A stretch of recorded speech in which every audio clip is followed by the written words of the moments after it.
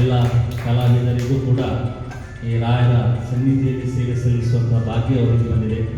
ಪ್ರತಿಯೊಬ್ಬರಿಗೂ ಕೂಡ ಹರಿಭಾಯಿ ಗುರುಗಳು ಮುಂದೆ ಕೂಡ ಅವರ ಜೀವನದಲ್ಲಿ ಉತ್ತುಂಗಕ್ಕೆ ಅವರ ಕಲಾ ಸರಸ್ವತಿ ಅವರಿಗೆ ಹೆಚ್ಚಿನ ಒಂದು ಅರ್ಹತೆಯನ್ನು ಅವರು ಒತ್ತುಗೆ ಮೀರಿಸಿ ಇದೇ ರೀತಿ ರಾಯರ ಸನ್ನಿಧಿಯಲ್ಲಿ ಸೇವೆ ಮಾಡುವಂತಹ ಯೋಗವನ್ನು ಭಾಗ್ಯವನ್ನು ಗುರು ಸಾರ್ವಭೌಮರು ಕಲಿಸಲಿ ಅಂತ ಹೇಳಿ ದೇವರಲ್ಲಿ ಪ್ರಾರ್ಥನೆ ಮಾಡ್ತಾ ಇದ್ದೇನೆ.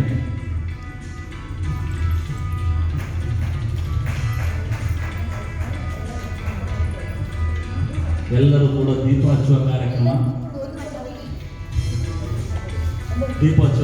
ಟೀಚರ್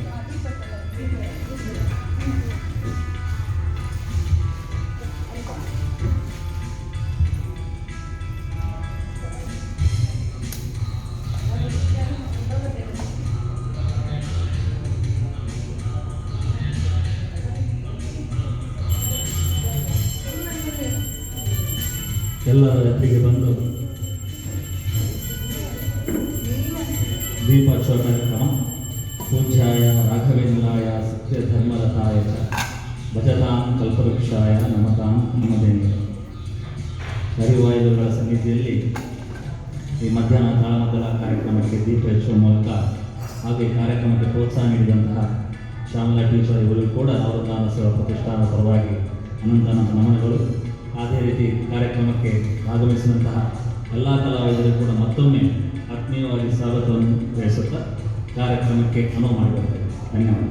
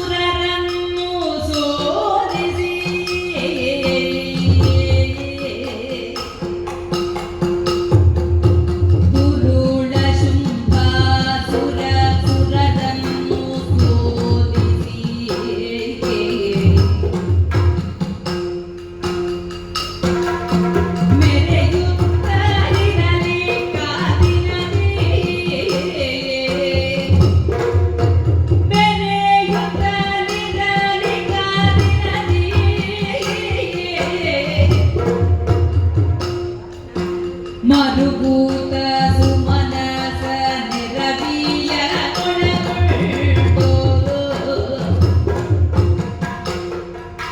ಮರುಭೂತ ಸುಮನಸ ನಿರವಿಯ ಕೊಡಗೊಳ್ಳು ಪುರುಹೂತ ಕೊಳಲಿದ ವನದಿಯೇ ಪುರುಹೂತ ಕೊಳಲಿದ ವನದಿಯೇ ದುರುಳ ಶೃಂಗಾರ ಸುರ ಸುರರನ್ನು ಸೋಲಿಸಿ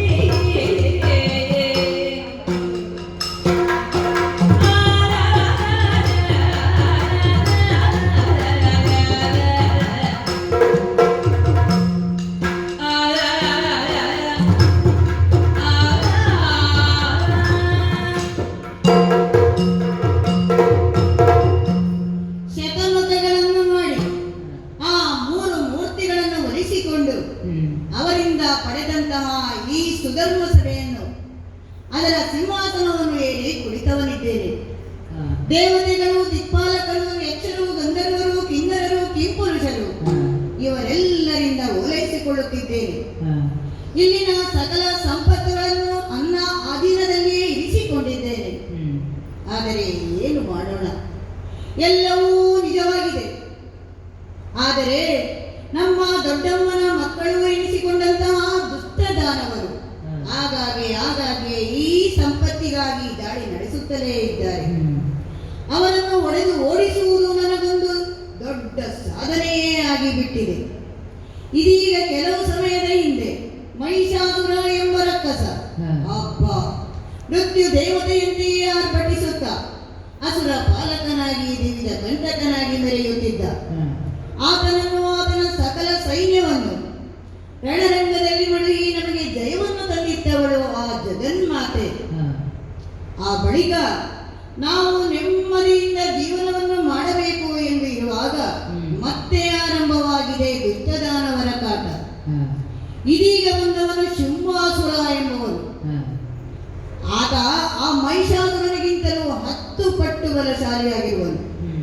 ಅಷ್ಟೇ ಅಲ್ಲ, ತನ್ನ ತಮ್ಮನಾದಂತಹ ನಿಶುಂಭನೊಡಗೂಡಿ ದೇವಲೋಕಕ್ಕೆ ದಾಳಿಯನ್ನಿಟ್ಟಿದ್ದಾನೆ.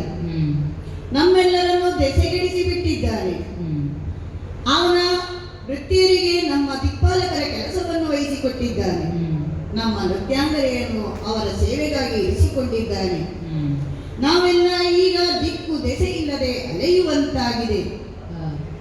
ಏನು ಮಾಡಲಿ? ಈ 33 ಕೋಟಿ ದೇವತೆಗಳ ಹೊಣೆಗಾರಿಕೆ ನನ್ನ ಮೇಲೆ ಇದೆ. ಅವರನ್ನು ರಕ್ಷಿಸಬೇಕಾಗಿದೆ. ಆದ್ದರಿಂದ ಆ ಮಹಾಮಾತೆಯಾದಂತಹ ಜಗನ್ಮಾತೆಯಾದಂತಹ ದೇವಿ ಅಂದು ಮಹಿಷಾಸುರನನ್ನು ಕೊಂದಾಗ ರಣರಂಗದಲ್ಲಿ ಆತನನ್ನು ಮಡುಗಿ ನಮ್ಮೆಲ್ಲರನ್ನು ಬಳಿಗೆ ಕರೆದು ನಮಗೆ ಧೈರ್ಯದ ಮಾತುಗಳನ್ನಾಡಿದ್ದಾಳೆ, ಅಭಯವನ್ನಿತ್ತಿದ್ದಾಳೆ. ಇನ್ನೊಮ್ಮೆ ಇಂತಹ ದುಷ್ಟರ ಕಾಟ ನಿಮಗೆ ಬಂತು ಎಂದಾದರೆ, ನನ್ನನ್ನು ಭಕ್ತಿಯಿಂದ ಸ್ಮರಿಸಿದಿರಿ ಎಂದಾದರೆ, ನಾನು ನಿಮಗೆ ಒಳಿತನ್ನುಂಟು ಮಾಡುತ್ತೇನೆ, ನಿಮ್ಮ ಕಷ್ಟವನ್ನು ಹೋಗಲಾಡಿಸುತ್ತೇನೆ ಎಂದಿದ್ದಾಳೆ. ಹೌದು, ಆಕೆಯನ್ನು ಭಕ್ತಿಯಿಂದ ಸ್ಮರಿಸಬೇಕಾದರೆ ತುಹಿನಾದರಿಯ ತಪ್ಪಲಿಗೆ ಹೋಗಬೇಕು. ಅಲ್ಲಿ ಭಕ್ತಿಯಿಂದ ನಾವು ಸ್ಮರಿಸಬೇಕು. ಆದ್ದರಿಂದ ಇದು ತಡ ಮಾಡುವುದಲ್ಲ, ಅತ್ತ ಕಡೆದರು ನೋಡುವಂತೆ.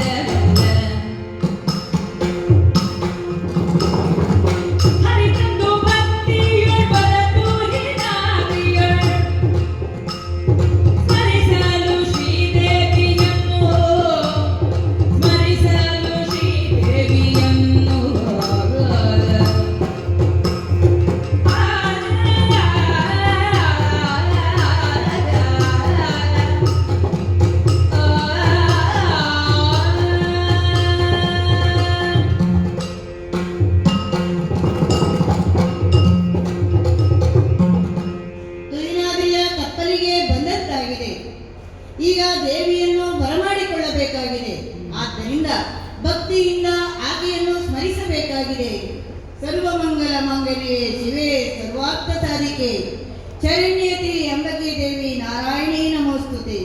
ಹೇ ಜಗನ್ಮಾತೆ ಸಿಂಹವಾಹಿನಿ ಮಹಿಷಾಸುರಮರ್ದಿನಿ ಕದಂಬ ವನವಾಸಿನಿ ದುಷ್ಟ ಶಿಕ್ಷಕಿ ಶಿಷ್ಟ ರಕ್ಷಕಿ ಅಖಿಲಾಂಡ ಕೋಟಿ ಬ್ರಹ್ಮಾಂಡ ನಾಯಕಿ ಇದೋ ದೇವತೆಗಳನ್ನು ಒಳಗೊಂಡು ದೇವೇಂದ್ರನಿನ ಪಾದಾರವಿಂದಗಳಿಗೆ ಕೊಡೆಮಟ್ಟಿದ್ದಾನೆ. ಬಂದ ಕಷ್ಟವನ್ನು ಹೋಗಲಾಡಿಸಬೇಕು, ದುಷ್ಟರನ್ನು ಶಿಕ್ಷಿಸಬೇಕು ತಾಯಿ, ಶಿಷ್ಟರನ್ನು ರಕ್ಷಿಸಬೇಕು. ಸುರಪಾಲ ಏಳಯ್ಯ ಸುರಪಾಲ ಗೋಳು ಗುಟ್ಟುವ ದೇಹಕ್ಕೆ ಏಳಯ್ಯ ಸುರಪಾಲ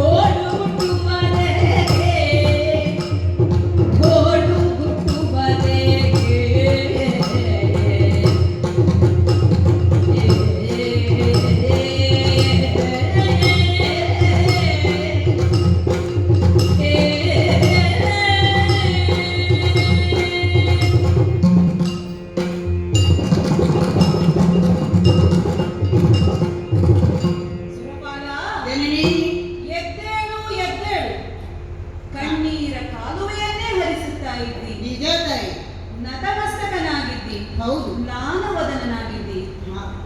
ಯಥಾರ್ಥ ಕಾಲದಲ್ಲಿ ಈ ಹೊತ್ತು ನೀನು ಸುರಲೋಕದಲ್ಲಿ ಸಂಭ್ರಮದಿಂದಲೇ ಸುರಸಂದೋಹದೊಂದಿಗೆ ಸತ್ಯ ಸಂಭ್ರಮಿಸಬೇಕಾಗಿದ್ದವನು ನೀನು. ಹೌದು, ಆದರೆ ಗಡಗಡೆ ನಡುಗುತ್ತಾ ಇದ್ದಿ. ಮುಂದೇನು ಮಾಡಬೇಕು ಎನ್ನುವುದು ನಿನಗೆ ಅರ್ಥವಾಗುತ್ತಿಲ್ಲದೆ ಗದ್ಗದಿತನಾಗಿದ್ದಿ. ಕರುಣಿಸಮ್ಮ, ಕಷ್ಟವನ್ನು ಕರಗಿಸು, ಹೀಗೆ ಕೈ ಜೋಡಿಸಿ ಪ್ರಾರ್ಥಿಸುತ್ತಾ ಇದ್ದಿ. ಹೌದು, ಏನಾಯ್ತು ಮಗನೇ? ಈ ಹಿಂದೆ ದುರುಳನಾದಂತಹ ಮಹಿಷ ಎನ್ನುವಂತಹ ದಾನು ಬಲಿಷ್ಠನಾಗಿ ಬ್ರಹ್ಮವರದಿಂದ ಕೊಬ್ಬಿ ಮೆರೆದಂತಹ ಕಾಲಕ್ಕೆ ಇದೇ ರೀತಿಯದ್ದಾದಂತಹ ಕಷ್ಟ ನಿನ್ನ ಪಾಲಿಗೆ ಬಂದಿತ್ತು. ದಿಕ್ಪಾಲಕರಾದ ನೀವೆಲ್ಲರೂ ದಿಕ್ಕೆಟ್ಟವರು. ಆ ಕಾಲದಲ್ಲಿ ತ್ರಿಮೂರ್ತಿಗಳನ್ನೊಡಗೂಡಿಕೊಂಡು ನೀನೂ ಸೇರಿ ಪ್ರಾರ್ಥಿಸಿ ಆ ಕಾಲಕ್ಕೆ ನಾನು ಪ್ರತ್ಯಕ್ಷರಾಗಿ ಆ ದಾನವನನ್ನು ಸಿಂಹವಾಹಿನಿಯಾಗಿ ಅಷ್ಟಭುಜೆಯಾಗಿ ವಧಿಸಿಕೊಟ್ಟವಳು. ನಿಜ. ಈಗ ಮತ್ತೆ ಬಂದಿದ್ದೀಯಲ್ಲ, ಯಾರಿಂದ ಕಷ್ಟ ಒದಗಿ ಬಂತು? ಏನು ತೊಂದರೆ? ಯಾಕೀ ಗೋಳು? ಭೀತಿಯಿಂದಲೇ ಕೇಳಬೇಕಮ್ಮ. ಜನನಿಗೆ ಭಿನ್ನಹಾರ ಧನುಜ ಮಹಿಷಗಿಂತ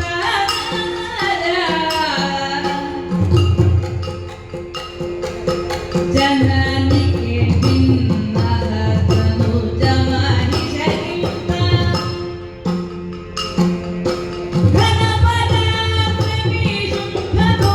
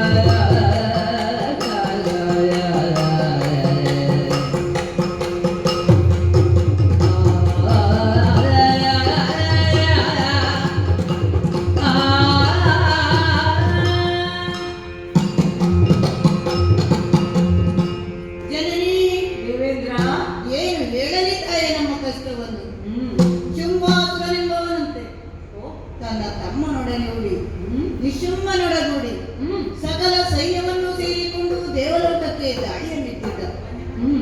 ನಮ್ಮೆಲ್ಲರನ್ನು ದೆಸೆಗೆಡಿಸಿ ಬಿಟ್ಟಿದ್ದ. ನಮ್ಮ ದಿಕ್ಪಾಲಕರನ್ನು ಹೊಡೆದೋಡಿಸಿ ಅವರ ಕೆಲಸವನ್ನು ಆತನ ವೃತ್ತಿಗೆ ವಹಿಸಿಕೊಟ್ಟಿದ್ದಾರೆ. ಅಷ್ಟು ಮಾತ್ರವಲ್ಲ, ನಮ್ಮ ನೃತ್ಯಾಂಗನೆಯನ್ನು ಅವನ ಸೇವೆಗಾಗಿ ಇರಿಸಿಕೊಂಡಿದ್ದಾನೆ. ಈಗ ಅವನೇ ಆಡಳಿತವನ್ನು ನಡೆಸುತ್ತಿದ್ದಾನೆ. ದೇವಲೋಕದಲ್ಲಿ ದುಷ್ಟನಾಗಿದ್ದಾನೆ ತಾಯಿ, ಕ್ರೂರಿಯಾಗಿದ್ದಾನೆ. ಆತನು ನಮ್ಮನ್ನು ಅಲ್ಲಿಂದ ಹೊಡೆದೋಡಿಸಿದ ಮೇಲೆ ನಾವು ದಿಕ್ಕು ದೆಸೆ ಇಲ್ಲದೆ ಗವಿ ಗುಹೆಗಳಲ್ಲಿ ಅವಿತು ಮುಖ ಮರೆಸಿ ಜೀವಿಸುವಂತಾಗಿದೆ ತಾಯಿ. ನಮ್ಮನ್ನು ನೀನೇ ಕಾಪಾಡಬೇಕು, ಬೇರೆ ಯಾರು ಗತಿ ಇಲ್ಲ ನಮಗೆ. ಅನ್ಯಥಾ ಶರಣಂ ನಾಸ್ತಿ, ಅನ್ಯಥಾ ಶರಣಂ. ಹೆದರಬೇಡ, ಹೆದರಬೇಡ. ಇದೋ ಲಾಲಿಸು. ಕರುಣಿಸುತನ ಭಯವನ್ನು ನುಡಿದಳು ದೇವೇಂದ್ರ. ಕರುಣಿಸುತನ ಭಯವನ್ನು ನುಡಿದಳು. ಕಿರಿದು ಸಮಯದಿ ಕರೆದು ದೈತ್ಯರ ನೆರವೇನು. ಕಿರಿದು ಸಮಯದಿ ಕರೆದು ದೈತ್ಯರ ನೆರವಿಯನು. ಪೊರೆಯುವೆನು ನಿಮ್ಮನು, ಪೊರೆಯುವೆನು ನಿಮ್ಮನು. ಮರೆಯ ಮಾತಲ್ಲ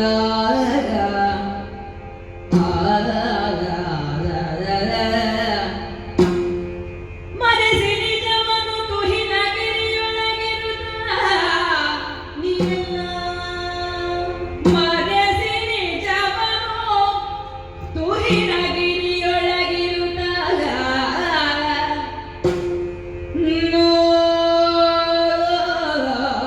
ನೋಡುವುದೆನ್ನ ಲೀಲೆಯ, ನೋಡುವುದೆನ್ನ ಲೀಲೆಯ. ಹರುಷದೊಳಗೆಂದೆನುತ ತ್ರಿದಶರಿಗರುಹಿ ಶ್ರೀದೇವಿ. ಹರುಷದೊಳಗೆಂದೆನುತ ತ್ರಿದಶರಿಗರುಹಿ ಶ್ರೀದೇವಿ.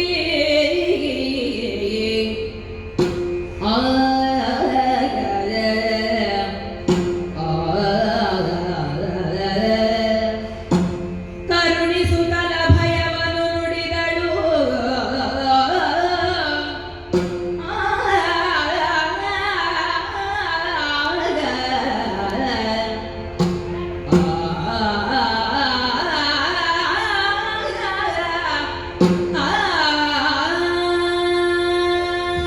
ದೇವೇಂದ್ರ, ಮಾತೆ, ಅಳುತ್ತಾ ಇರುವಂತಹ ನಿಮ್ಮೆಲ್ಲರಿಗೂ ಅಭಯಪ್ರದಾಯಕಿಯಾಗಿ ಇದೋ ಕಲ್ಯಾಣಿ ರೂಪವ ಎನ್ನುವಂತೆ ನಾನು ಧೈರ್ಯವನ್ನು ತುಂಬುತ್ತಾ ಇದ್ದೇನೆ. ಹೆದರಬೇಡ, ಹೆದರಬೇಡ, ನಾನಿದ್ದೇನೆ. ಶುಂಭ ಎನ್ನುವಂತಹ ದಾನವನ ಉಪಟಳ ಅಲ್ಲವೇ? ಅವನ ತಮ್ಮನಾದಂತಹ ನಿಶುಂಭ ಅಲ್ಲದೆ ಇನ್ನಷ್ಟು ಮಂದಿ ದೈತ್ಯರನ್ನು ಸೇರಿಕೊಂಡು ನಿಮ್ಮನ್ನೆಲ್ಲ ದೆಸೆಗೆಡಿಸಿದ್ದಾನಲ್ಲವೇ? ಹೌದು ಜನನಿ. ಅಂಜುವ ಅಗತ್ಯವಿಲ್ಲ. ಕಿರಿದು ಸಮಯದಲ್ಲಿಯೇ ಆ ದೈತ್ಯರನ್ನೆಲ್ಲ ನಾನು ತಡೆದು ನಿಮಗೆ ದೊರೆಯಬೇಕಾದಂತಹ ನ್ಯಾಯವನ್ನು ನಾನು ಒದಗಿಸಿಕೊಡುತ್ತೇನೆ. ಸುರಲೋಕ ಮತ್ತೆ ನಿನ್ನ ಪಾಲಿಗೆ ದೊರೆಯುವಂತಾಗುತ್ತದೆ. ಈ ಬಗ್ಗೆ ನಿನಗೆ ಅನುಮಾನ ಬೇಡ. ಆದರೆ ಅಷ್ಟರವರೆಗೆ ಮುಂದೆ ಏನು ಎಲ್ಲಿರುವುದು ಎನ್ನುವಂತಹ ಪ್ರಶ್ನೆ ನಿಮ್ಮ ಮನಸ್ಸಿಗೆ ಗೋಚರವಾದೀತು. ನಿಜ. ಅಲ್ಲಿ ಇಲ್ಲಿ ಕಾಣಿಸಿಕೊಂಡಿರಿ ಅಂತಾದ್ರೆ ಆ ದುಷ್ಟರು ನಿಮ್ಮನ್ನು ಬಿಡುತ್ತಾರೆ, ಸದೆ ಬಡಿಯುತ್ತಾರೆ. ಅಮರರು ನೀವು, ಹೌದು. ಸಾಯುವ ಹಾಗಿಲ್ಲ. ಇಲ್ಲ. ಹೀಗಾಗಿ ಅವರು ಯಾವ ಶೋಷಣೆಯನ್ನು ಕೊಟ್ಟರೂ ಅದನ್ನು ಅನುಭವಿಸುವಂತಹ ಪರಿಭವ ನಿಮ್ಮದಾಗುತ್ತದೆ. ಹೌದು. ಹೀಗಾಗಿ ಮರೆಸಿಬೇಕು ನೀವು ಹೌದು. ನಿಮ್ಮ ನಿಜ ರೂಪವನ್ನು. ಮಾರು ವೇಷದಲ್ಲಿರಬೇಕು. ಯಾವ ರೂಪವಾದರೂ ಆದೀತು, ವೃಕ್ಷವಾದರೂ ಆದೀತು, ಪ್ರಾಣಿಗಳಾದರೂ ಆದೀತು, ಪಕ್ಷಿಗಳಾದರೂ ಆದೀತು, ಕೀಟಗಳಾದರೂ ಆದೀತು, ಅಲ್ಲ ಇನ್ಯಾವ ಅವ್ಯಕ್ತ ರೂಪವಾದರೂ ಆದೀತು. ಅಂತಹ ಶಕ್ತಿ ನಿಮ್ಮನ್ನುಂಟಲ್ಲವೇ? ಖಂಡಿತ. ಅದನ್ನೀಗ ವಿನಿಯೋಗಿಸಬೇಕು. ಆ ರೀತಿಯಲ್ಲಿದ್ದುಕೊಂಡು ನನ್ನ ಲೀಲೆಯನ್ನು ನೋಡಬೇಕು. ಆ ಅಸುರರನ್ನೆಲ್ಲ ಒಬ್ಬೊಬ್ಬರನ್ನೇ ಕರೆಯುವ ಚಂದವನ್ನು, ಈ ದೇವಿಯ ಮಹಾತ್ಮೆಯನ್ನು ಕಣ್ತುಂಬ ಕಂಡು ಆನಂದಿಸಿಕೊಳ್ಳಬೇಕು. ಆ ಯೋಗ ಭಾಗ್ಯವನ್ನು ಅವನಿಗೆ ನಾನು ಒದಗಿಸಿದ್ದೇನೆ. ಹಾ. ಈ ತುಗಿನಾದ್ರಿಯಲ್ಲಿಯೇ ಇದ್ದುಕೊಂಡು ಹಾ. ಕದಂಬವನದ ಪ್ರದೇಶದಲ್ಲಿ ಇದ್ದುಕೊಂಡೆ ಹಾ. ನನ್ನ ಲೀಲೆಯನ್ನು ಕಾಣುತ್ತಾ ಇರಿ. ಹಾ. ಹೋಗಿ ಹೋಗಿ ಮರೆಯಾಗಿ ಹಾಗೇ ಆಗಲಿ, ಹಾಗೇ ಆಗಲಿ. ಅಳುವ ಸುಮನ ಸರಿಗೆ ಧೈರ್ಯವ ತಿಳುಹಿಗೆ, ಅಳುವ ಸುಮನ ಸರಿಗೆ ಧೈರ್ಯವ ತಿಳುಹಿ, ಬಳಿಕ ಶಕ್ತಿ ರೂಪಿಣಿ, ಬಳಿಕ ಶಕ್ತಿ ರೂಪಿಣಿಗೆ ಖಡನ ಬಳಿಗೈದುತ್ತ ಗೆಲುವಡ ಸಾಧ್ಯವೆಂದೆನುತ, ಖಡನ ಬಳಿಗೈದುತ್ತ ಗೆಲುವಡ ಸಾಧ್ಯವೆಂದೆನುತ,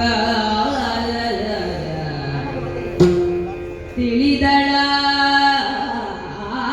ಕ್ಷಣದೊಳಗೆ, ತಿಳಿಯಿತು ತಿಳಿಯಿತು ತಿಳಿದಳ ಕ್ಷಣದೊಳಗೆ ಮೋಹದ ಬಲೆಗೆ ಸಿಲುಕಿಸಿ, ಮೋಹದ ಬಲೆಗೆ ಸಿಲುಕಿಸಿ ಧನುಧರಲ್ಲನ ಕೊಲ್ಲುವ ಕಾರ್ಯವು ಸುಲಭವೆನುತ್ತಲೇ, ಸುಲಭವದು ಧನುಧರಲ್ಲನ ಕೊಲ್ಲುವ ಕಾರ್ಯವದು ಸುಲಭವೆನುತ್ತಲೇ, ತನ್ನ ಮನದೊಳಗೆ ತನ್ನ ಮನದೊಳಗೆ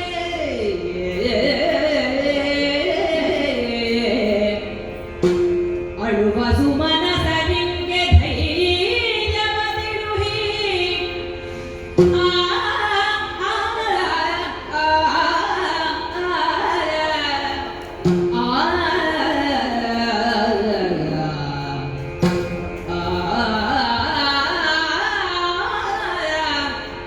ಆ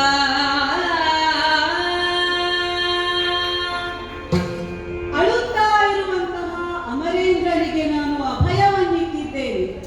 ಅಸುರರನ್ನೆಲ್ಲರನ್ನು ಅನತಿ ಕಾಲದಲ್ಲಿಯೇ ನಾನು ಅಳಿಸಿ ಮತ್ತೆ ಅಮರ ಪದವಿಯನ್ನು ಅವನಿಗೆ ಒದಗಿಸಿಕೊಡುತ್ತೇನೆ ಎನ್ನುವ ಹಾಗೆ.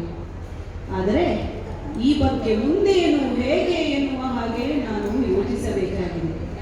ದುಷ್ಟರಾದಂತಹ ದೈತ್ಯರನ್ನು ನಾನಾಗಿಯೇ ಇದ್ದಲ್ಲಿಗೆ ಹೋಗಿ ಅವರನ್ನು ಕರೆಯುವುದು ನನಗೆ ಏನು ಕಷ್ಟವಾದದಲ್ಲ.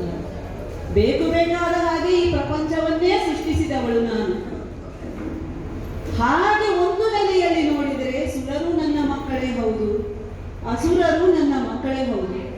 ಹಾಗಾದರೆ ಈ ಮಕ್ಕಳಲ್ಲಿ ನಾನು ಭೇದವನ್ನು ಯಾಕೆ ಮಾಡುತ್ತೇನೆ ಎನ್ನುವಂತಹ ಪ್ರಶ್ನೆಯೂ ಉದ್ಭವಿಸಬಹುದು. ಹಾಗಲ್ಲ ಅದು. ತಾಯಿಯಾದವಳಿಗೆ ಹಲವು ಮಕ್ಕಳಿರಬಹುದು. ಕೆಲವು ಮಕ್ಕಳ ಗುಣ ಒಳ್ಳೆಯದಾಗಿರುತ್ತದೆ, ಇನ್ನು ಕೆಲವು ಮಕ್ಕಳ ಗುಣ ಅವರ ಮನಸ್ಸಿನ ಹತೋಟಿ ತಪ್ಪಿ ಅದು ಬೇರೆ ದಿಕ್ಕಿಗೆ ಪ್ರವಹಿಸುತ್ತದೆ. ಹೇಳುವಷ್ಟು ಹೇಳಬೇಕು. ಹೇಳಿದ್ದನ್ನು ಅವರು ಕೇಳಲಿಲ್ಲ ಅಂತ ಆದರೆ, ಅವರ ನಿಯಮವನ್ನು ಮೀರಿದ್ದಾರೆ, ಅತಿಕ್ರಮಿಸ್ತಾ ಇದ್ದಾರೆ ಅಂತಾದರೆ, ಆ ಕಾಲಕ್ಕೆ ತಾಯಿಯಾದವಳು ತನ್ನ ಮಗು ಎನ್ನುವುದನ್ನು ನೋಡದೆ ಶಿಕ್ಷಿಸಬೇಕಾಗುತ್ತದೆ. ಯಾಕೆ? ಇಲ್ಲವಾಗಿ ಹೇಳಿದರೆ ಉಳಿದ ಮಕ್ಕಳಿಗೆ ಅನ್ಯಾಯ ಮಾಡಿದರೂ ಆದೀತು ಎನ್ನುವಂತಹ ಕೆಟ್ಟ ಪಾಠ ದೊರೆಯುವುದಕ್ಕೆ ಸಾಧ್ಯವಾಗುತ್ತದೆ. ಹೀಗಾಗ ಕೂಡಲೇ ಈಗ ಇಲ್ಲಿ ನೋಡಿದರೆ ಸಾತ್ವಿಕರಾದಂತಹ ಸುರರೆಲ್ಲ ಕಣ್ಣೀರ ಕಾಲುವೆಯನ್ನೇ ಹರಿಸ್ತಾ ಇದ್ದಾರೆ. ತಾಮಸಿಕ ಗುಣದಿಂದ ವಿಜೃಂಭಿಸುತ್ತಾ ಇದ್ದಾರೆ ಶುಂಭಾದಿದಾನವರು. ಹಾಗೆಂತ ಸುರರಿಗೆ ನಾನು ಸುರಲೋಕವನ್ನು ಕೊಟ್ಟಿದ್ರು, ಈ ಅಸುರರಿಗೆ ಕೊಟ್ಟಂತಹ ಪ್ರದೇಶ ಅಂತ ಇರುವೆ, ಅಲ್ಲಿ ಅವರ ಕಾರ್ಯವ್ಯಾಪ್ತಿಯಲ್ಲಿ ಅವರು ಏನು ಬೇಕಾದರೂ ಮಾಡಿಕೊಳ್ಳಬಹುದು. ಆದರೆ ನ್ಯಾಯವನ್ನು ನಾನಿಲ್ಲಿ ಒದಗಿಸಲೇಬೇಕಾಗಿದೆ. ಅವರ ನ್ಯಾಯದ ರೇಖೆಯನ್ನು ಮೀರಿ ಅನ್ಯಾಯದ ರೇಖೆಯಂತೂ ಮಿತಿ ಮೀರುತ್ತಾ ಇದೆ. ಹಾಗಾದರೆ ಏನು ಮಾಡಬೇಕು? ಯೋಚಿಸುತ್ತಾ ಇದ್ದೇನೆ. ಅವರ ಬಳಿಗೆ ನಾನು ಹೋಗಿ ವಧಿಸುವುದು ನನಗೆ ಕಷ್ಟ ಆಗದಿದ್ರು, ಈ ಹೊತ್ತಿನಲ್ಲಿ ನಾನೇನು ಮಾಡಬೇಕು ಅಂತ ಯೋಚಿಸಿದ್ದು, ಅವರೇ ಒಬ್ಬೊಬ್ಬರಾಗಿ ನನ್ನ ಬಳಿಗೆ ಬರಬೇಕು. ಹಾಗೆ ಬಂದಂತಹ ಅವರನ್ನೆಲ್ಲ ನಾನು ವಧಿಸುತ್ತೇನೆ. ಯಾವುದರ ಮೂಲಕ? ಮಾಯೆ ಎನ್ನುವ ಬಲೆಯನ್ನು ಬೀಸುವ ಮೂಲಕ. ಹಾಗಾದರೆ ಯಾವ ರೀತಿಯ ಮಾಯೆ ಅಂತ ಹೇಳಿ ಯೋಚಿಸಬೇಡವೇ ನಾನು? ಎಂದು ಯೋಚಿಸಿ ಮಹಾಮಾಯೆ, ಎಂದು ಯೋಚಿಸಿ ಮಹಾಮಾಯೆ,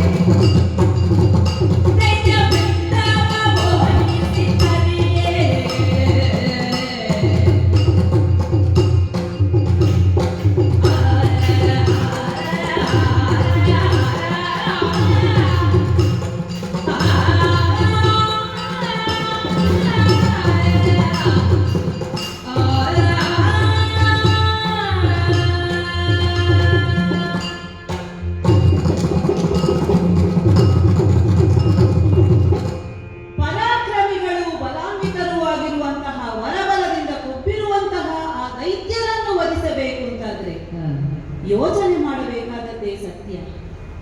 ಶಕ್ತಿಯಿಂದ ಅವರನ್ನು ಗೆಲ್ಲಬಹುದು ಅಂತ ಆದರೂ ಯುಕ್ತಿಯಿಂದಲೇ ಅವರನ್ನು ಗೆಲ್ಲುವುದು ಒಳಿತು ಅಂತ ಈ ಕಾಲದಲ್ಲಿ ನನಗೆ ಕಾಣ್ತಾ ಉಂಟು. ದೈತ್ಯ ವೃಂದವನ್ನ ಮೋಹಿಸಿ ತರಿಬೇಕು. ಹೇಗೆ? ಜೇಡನ ಬಲೆಯೊಳಗೆ ಅವರು ಸಿಲುಕಿಕೊಂಡ ಹಾಗೆ. ಜೇಡ ಬಲೆಯನ್ನು ಕಟ್ಟುತ್ತದೆ, ಆದರೆ ಆ ಬಲೆಯೊಳಗೆ ಅದು ನೀಲಾಜಲವಾಗಿ ಹೇಗೆ ಬೇಕು ಹಾಗೆ ಹೋಗ್ತದೆ.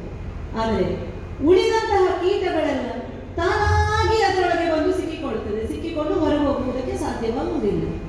ಅದೇ ರೀತಿಯ ತಂತ್ರವನ್ನು ಹೂಡಬೇಕು. ಬೇಟೆಗಾರನೊಬ್ಬ ಬಲಯುತವಾದ ಪ್ರಾಣಿಯನ್ನು ಹಿಡಿಯುವುದಕ್ಕೆ ಯಾವ ರೀತಿಯಾದ ಯೋಚನೆಯನ್ನು ಮಾಡುತ್ತಾನೆ. ಪ್ರಾಣಿಯನ್ನು ಹಿಡಿಯುವುದಕ್ಕೆ ಬೇಕಾಗಿ ಒಂದು ಆಳವಾದ ಗುರಿಯನ್ನು ತೋಡುತ್ತಾನೆ. ಅದರ ಮೇಲೆ ಒಂದಷ್ಟು ಹಸಿರಾದಂತಹ ಹುಲ್ಲನ್ನು ಅಲ್ಲ ನೆಲವೇ ಎಂದು ಭ್ರಮಿಸುವಂತೆ ಕಾಣುವಂತಹ ರೀತಿಯಾದ ವ್ಯವಸ್ಥೆಯನ್ನು ಮಾಡುತ್ತಾನೆ. ಆ ಪ್ರದೇಶಕ್ಕೆ ಬಂದಂತಹ ಪ್ರಾಣಿ ಅದರೊಳಗೆ ಬಿದ್ದು ಬೇಟೆಗಾರನ ಆ ಜಾಲಕ್ಕೆ ಸಿಕ್ಕಿಕೊಳ್ಳುತ್ತದೆ. ಅಂತಹ ಯೋಚನೆಯನ್ನು ಮಾಡಬೇಕು. ಮೋಹದ ಬಲೆಗೆ ಸಿಲುಕಿಸಿ ಆ ದೈತ್ಯರನ್ನೆಲ್ಲ ತರಿಬೇಕು ಅಂತ ಯೋಚನೆ ಮಾಡಿದ್ದೇನೆ. ಇದಕ್ಕೆ ಕಾರಣ ಮತ್ತೊಂದು ಉಂಟು. ಹೆಣ್ಣು ಹೊನ್ನು ಮಣ್ಣುಗಳಿಗೆ ಮರುಳಾಗದವರು ವಿರಳ. ಅದರಲ್ಲೂ ಪುರುಷರು ಈ ಮೂರಕ್ಕೆ ಹೆಚ್ಚಾಗಿ ಬಲಿಯಾಗುವವರು. ಮದೋನ್ಮತ್ತರಾದಂತಹ ಆ ದೈತ್ಯರು ತಾಮಸಿ ಗುಣವುಳ್ಳವರು. ಅವರನ್ನು ವಧಿಸುವುದಕ್ಕೆ ಯಾವ ರೀತಿಯ ಮಾಯೆ ಈ ಮೂರರಲ್ಲಿ ಆದೀತು ಅಂತ ಯೋಚನೆ ಮಾಡಿದರೆ ಹೊಂದಿಗೇನಾದರೂ ಕಮ್ಮಿ ಉಂಟು ಆತನಿಗೆ? ಬೇಕಾದಷ್ಟನ್ನು ಸುರಲೋಕವನ್ನು ವಶಪಡಿಸಿಕೊಂಡ ಕಾಲಕ್ಕೆ ಆತನನ್ನು ಪಡೆದಿದ್ದಾನೆ. ಮಣ್ಣು ಚತುರ್ದಶ ಭುವನವೇ ಅವನ ಕೈ ಕೆಳಗುಂಟು ಈ ಹೊತ್ತಿನಲ್ಲಿ. ಅದರ ಆಮಿಷ ಆಗುವುದಿಲ್ಲ, ಅದಕ್ಕಿಂತ ಮಿಗಿಲಾದ ಲೋಕವೂ ಇಲ್ಲ. ಹಾಗಾದರೆ ಹೆಣ್ಣು ಎಷ್ಟಿದ್ರೂ ಅನೇಕ ಅಸುರರಿಗೆ ಅದು ಕಡಿಮೆಯೇ ಹೌದು. ಆದರೆ ಶುಂಭನ ವಿಚಾರದಲ್ಲಿ ಇದನ್ನು ನಾವು ಯೋಚನೆ ಮಾಡಿದರೆ ಅಖಂಡ ಬ್ರಹ್ಮಚರ್ಯವನ್ನು ಇದು ತನಕ ಪಾಲಿಸಿಕೊಂಡು ಬಂದವರು. ದೇವಲೋಕಕ್ಕೆ ಹೋದ ಕಾಲಕ್ಕೂ ರಂಭಾದಿ ನಾರಿಯರನ್ನು ಕಂಡಾಗ ಎಂದು ಅವರ ರೂಪಕ್ಕೆ ಆತ ಆಕರ್ಷಣೆ ಆಗದಿಲ್ಲ. ಅದಕ್ಕಾಗಿ ಆತ ಬಿದ್ದವನು, ಆ ಬಲೆಯಲ್ಲಿ ಆತ ಬಿದ್ದವನು ಅಲ್ಲ. ಈಗ ಇದನ್ನು ನಾನು ಪರೀಕ್ಷಿಸಬೇಕು. ಆಕರ್ಷಕ ಸ್ತ್ರೀ ರೂಪವನ್ನೇ ನಾನು ಅಸ್ತ್ರವಾಗಿಸಬೇಕು ಅಂತ ಮನಗಂಡಿದ್ದೇನೆ. ಇದು ತನಕ ಮರುಳಾಗದವನು ಈ ಬಾರಿ ಮರುಳಾಗುವ ರೀತಿಯಲ್ಲಿ ನಾನು ಯೋಚನೆಯನ್ನು ಮಾಡಿದ್ದೀನಿ. ಅದಕ್ಕಾಗಿಯೇ ಯೋಚಿಸಿದಾಕ್ಷಣವೇ ಗೌರಿ ದೇವಿಯ ಆತ್ಮಕೋಶದಿಂದ ಆವಿರ್ಭವಿಸಿದ್ದು ನಾನು. ಕೋಶ ಸಂಭವೆಯಾದ ಕಾರಣ, ಅಯೋನಿಜೆಯಾದ ಕಾರಣ ನನಗೇ ನಾನು ಕೊಟ್ಟಂತಹ ಹೆಸರು ಕೌಶಿಕೆ ಎನ್ನುವ ಹಾಗೆ. ದಿನಕರ ಕೋಟಿಯ ತನುಕಾಂತಿಯಿಂದ ಕಂಗೊಳಿಸುವಂತಹ ರೂಪಲಾ